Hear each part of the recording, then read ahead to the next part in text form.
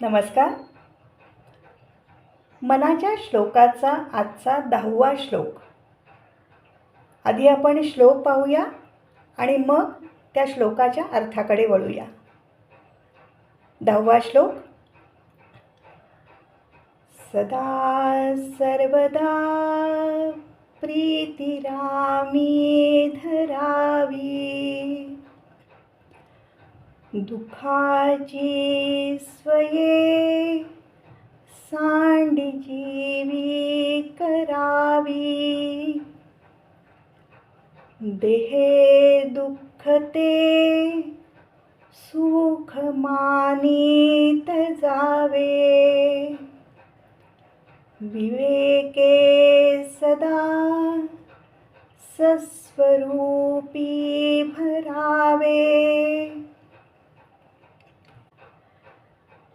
सदा सर्व काळ आपलं प्रेम, आपली निष्ठा ही रामाप्रती असावी.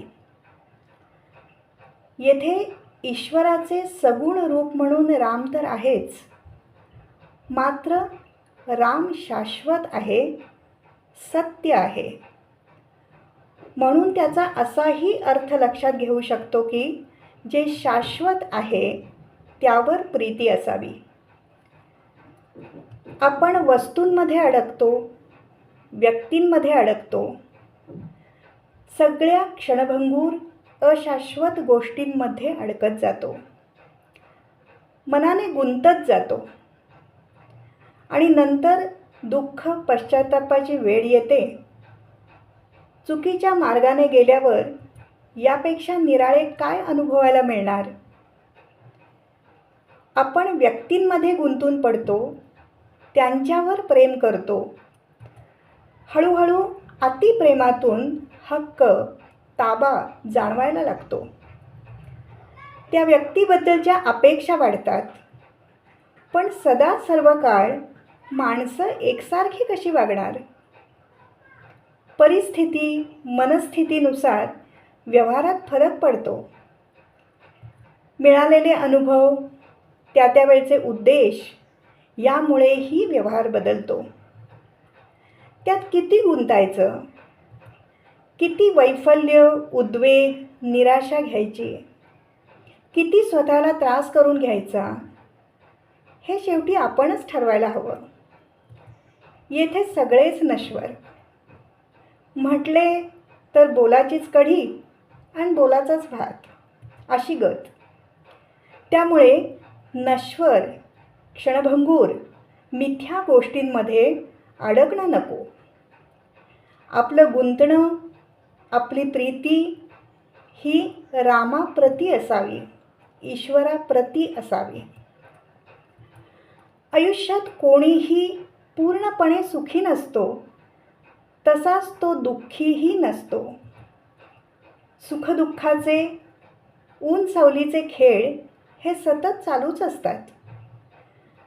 आयुष्यभर माणूस सुख मिळवण्यासाठी आणि दुःख टाळण्यासाठी प्रयत्न करत असतो.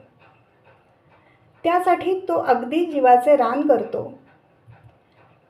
पण शेवटी हे सुख किंवा हे दुःख म्हणजे तरी काय, त्याचं स्वरूप लक्षात घ्यायला हवं.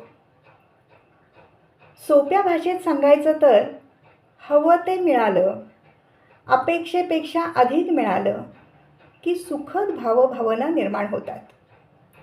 आणि हवं ते नाही मिळालं किंवा अपेक्षेपेक्षा नाही मिळालं, अपेक्षेप्रमाणे नाही मिळालं की दुःखद भावभावना निर्माण होतात. आपल्याला याचीही जाणीव हवी की सतत सुख मिळालं की त्याचंही काही वाटेनासं होतं. सुख अल्पकाळ टिकतं म्हणून त्याची किंमत वाटते. तसंच दुःखानंतर सुख लाभल्यावरही त्याचं मोल अधिक वाटतं. दुःखाचंही असंच आहे. पण दुःख मनाला त्रासदायक असतं म्हणून आपल्याला ते नको वाटतं. तटस्थपणे दुःखाकडे पाहिलं तर असं जाणवतं की दुःखाचंही स्वतंत्र मोल आहे. दुःख आयुष्याचे धडे देतं, आपल्या क्षमता जाणून घ्यायला लावतं, त्या वाढवायला मदत करतं, आपल्याला अधिक कणखर बनवतं. इतकेच काय, तर आणखी व्यापक विचार केला तर दुःख आपले पूर्वकर्माचे भोग भोगायला लावून त्यातून मुक्त करायलाही मदत करतं. असा जर दुःखाचा अर्थ घेतला तर आपल्याला दुःखाचंही मोल समजेल. आपण दुःखालाही आपलंसं करू. सुखाबरोबर दुःखही अल्पजीवी आहे हे लक्षात घेऊन दोघांकडे अलिप्त नजरेने पाहता यायला हवं. त्यातून काही ना काही बोध घेता यायला हवा.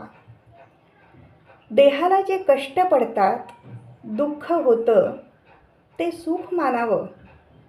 कारण आत्ताच सांगितल्याप्रमाणे आपल्या पूर्वकर्मातून निर्माण झालेले जे भोग असतात, ते भोग या दुःखाच्या माध्यमातून भोगून झाल्यामुळे कमी होऊ शकतात.